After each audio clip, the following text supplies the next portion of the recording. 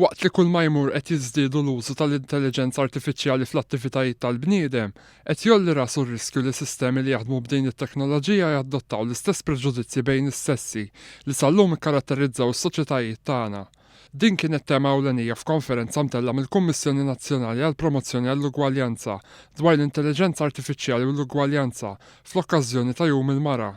Il-lettur tal-intelligenza artifiċjali fl-Università ta' Malta Dr. Claudia Borg fissret kif is-sistemi ta' intelligenza artifiċjali qegħdin jibnew biex jaħdmu b'ċertu preġudizzji. Spjegat li dan huwa dovut għal mod kif il-bnedmin ikunu programmaw is-sistema biex taħdem, kif ukoll is-sistemi diġitali eżistenti li nħolqu numru ta' snin ilu. B'dan iwassal għal konsegwenzi mhux mixtieqa anke fil-ħajja ta' kuljum. Jekk tkun kumpanija illi mingħajr ma biss tkun konxa dejjem għamlet preferenza li timpjega l-irġiel, dik is-sistema ħadd tagħmel l-istess, ħadd irriżulta eżatt fl-istess tip ta' aġir. Allura dik hemmhekk qed tikkrea bias, diskriminazzjoni favur ċertu sess. Semmit li dan irid ikun indirizzat billi ssir analiżi profonda u kostanti għalfejn sistemi jkunu qegħdin jaħdmu b'mod diskriminatorju. Qalet li bekk jonqos ir-riskju tal-inugwaljanza anke permezz tat-teknoloġija. Kemm jista' jkun irridu ndaħlu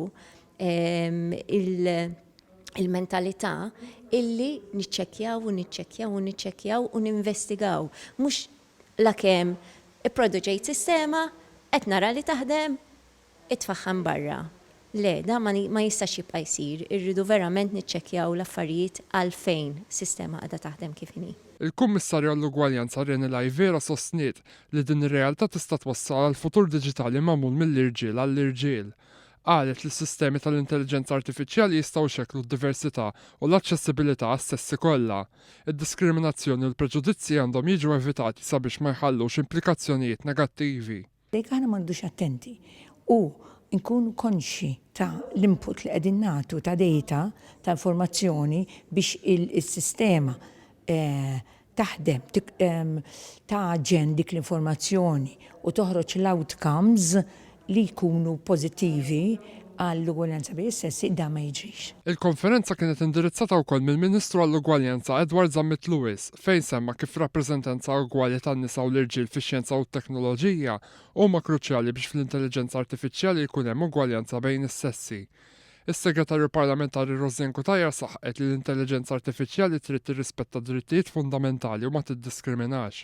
Is-Segretarju Parlamentari Clayton Bartolo semma kif il-Gvern araf li juża l-potenzjal sieħ tal-intelligenza artifiċjali u lest jaħdem għal ġid komuni kemm mas-settur privat kif ukoll mas-settur pubbliku.